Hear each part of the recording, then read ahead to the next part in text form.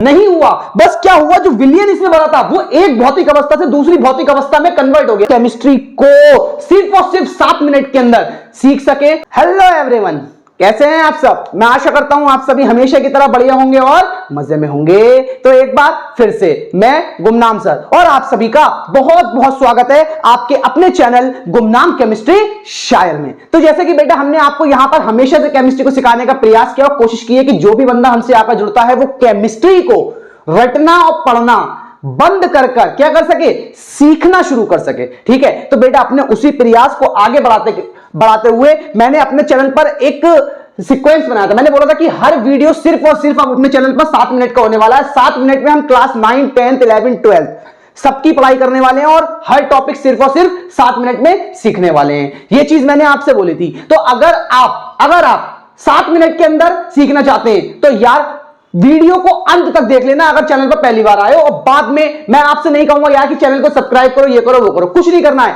आप बस वीडियो को देख लो और आपको लगे तो ये आप डिसाइड करेंगे। ठीक है, ठीक है बेटा। तो देखो मैं सीधा पॉइंट पर आता हूं। अपना जो टाइटल है वो सिर्फ 7 मिनट 1 बाय 1 सारे टॉपिक फिनिश। इसी के अंदर हम 9, 10, 11, 12 सबका फुल सिलेबस सीखने वाले हैं। हर वीडियो सिर्फ 7 मिनट का रहने वाला है और 7 मिनट में मैं आपको सिखाकर छोड़ूंगा यार। और आज क्लास 11th का चैप्टर चल रहा है रसायन विज्ञान की कुछ मूल अवधारणाएं और इसका आज वीडियो नंबर 6 है। और आज हम सीखने वाले हैं मोलरता तथा मोललता में अंतर।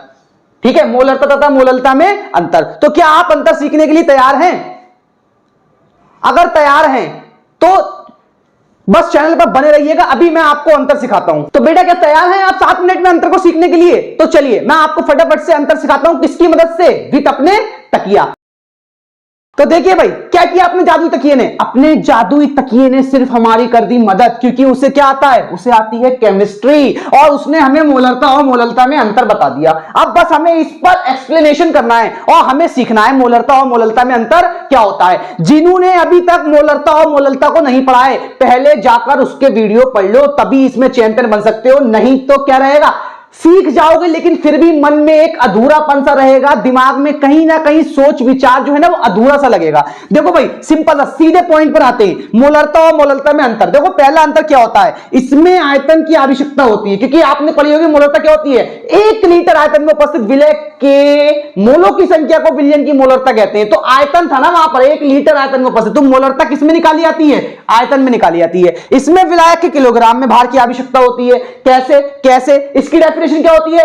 1 किलोग्राम विलायक में उपस्थित विलय के मोलों की संख्या को विलयन की मोललता कहते हैं। तो यहां पर विलायक किलोग्राम में था, यहां पर आयतन कैसा था? लीटर में। दूसरा पॉइंट, इसका मात्रक जो होता है वो मोल प्रति लीटर होता है और इसका मात्रक जो होता है वो मोल प्रति किलोग्राम होता है। तीसरा और सबसे मजेदार पॉइंट जो है वो ये है, इस पर ताप का प्रभाव पड़ता है लेकिन इस पर ताप का प्रभाव नहीं पड़ता है। अब इसके पीछे कोई ना कोई तो रीजन होगा, तो उस रीजन को समझते हैं। इधर की ओर देखिए, सपोज ये एक पात्र है, मैंने इस पात्र में कोई विलयन भर लिया, ठीक है, और इस विलयन को कर दिया ऊपर से बंद ढक्कन लगाकर। ठीक है, ढक्कन लगाकर बंद कर दिया। या मान लीजिए ये कुकर ले लिया।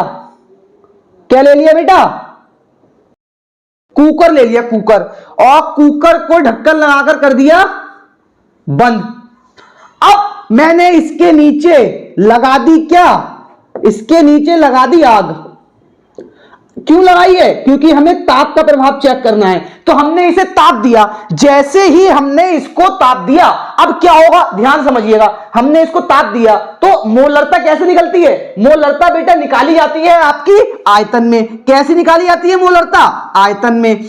ठीक है, तो अब इसका आयतन है। अब क्या होगा, जैसे ही धीरे धीरे गर्म होगा तो कुछ ना कुछ यहां से क्या निकलेगी? यहां से बेटा कुछ ना कुछ निकलेगी, बाष्प निकलेगी। अब बाष्प निकलेगी तो बाष्प कोई अपने आप थोड़ी ना पैदा हो गई। बाष्प निकली कहां से? जो आयतन में विलयन भरा है उससे अब थोड़ी चीज क्या हुई? बाष्प बन के हो गई। पहले आयतन था इतना, ठीक है, पहले आयतन था इतना, अब थोड़ी बाष्प बन के उड़ गई। सपोज इतनी मात्रा उड़ गई और अब आयतन रह गया इतना। ये पानी का तल देखिए, अब आयतन रह गया इतना। तो आयतन में कमी आई, आयतन में कमी आई। तो भैया आयतन में कमी आई, इसका मतलब ये चीज पता चल रही है कि इस पर मोलरता पर ताप का प्रभाव पड़ता है, क्योंकि मोलरता आयतन में निकालते हैं। जब आयतन में कमी आ गई तो जाहिर सी बात है मोलरता के मान में कोई ना कोई चेंजेस अब हो जाएगा। ठीक है, तो इसका रीजन क्या है, ताप का प्रभाव, क्योंकि मोलरता पर आयतन, सॉरी ऐसे लग रही है कि ताप जो है, ताप आयतन पर प्रभाव डालता है। अब इसका समझिए, इसका समझिए भाई, इसके लिए भी हमने वही सेम चीज करी, विलियन को भर लिया और किसमें रखा, एक कुकर में रख लिया, एक कुकर में रख लिया विलियन को, और बेटा क्या कर दिया, इसके नीचे भी जला दी हमने आग।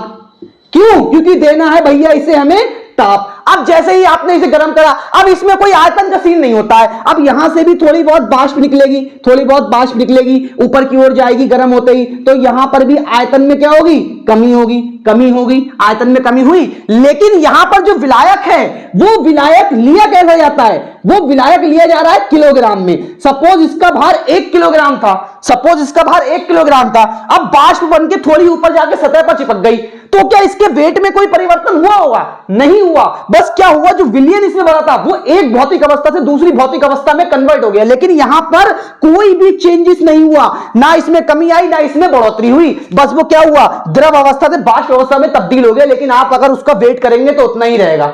आयतन में कमी आती है लेकिन किलोग्राम यानी कि भार में कोई कमी नहीं आती है। ठीक है, तो ये बेटा आपका सिंपल था, 7 मिनट पूरे होने वाले, तो ये आपका मोलरता और मोलरता में अंतर हो गया है। आप इसे जल्दी से वीडियो को रोककर नोट कर लीजिए, और अगर यार समझ में आया, सीखने को मिला है, तो चैनल पर एक लाइक तो बनता है ना, और चैनल को सब्सक्राइब कर दीजिए और साथियों के साथ फैला दीजिए, जिससे वो भी यहां पर आकर केमिस्ट्री को सिर्फ और सिर्फ 7 मिनट के अंदर सीख सके और अच्छे से जानकारी हासिल कर सके और आगे कामयाब बन सके। तो बेटा इसी के साथ मैं अलविदा लेता हूं, फिर मुलाकात होगी आपसे अगले 7 मिनट के धमाकेदार वीडियो के साथ।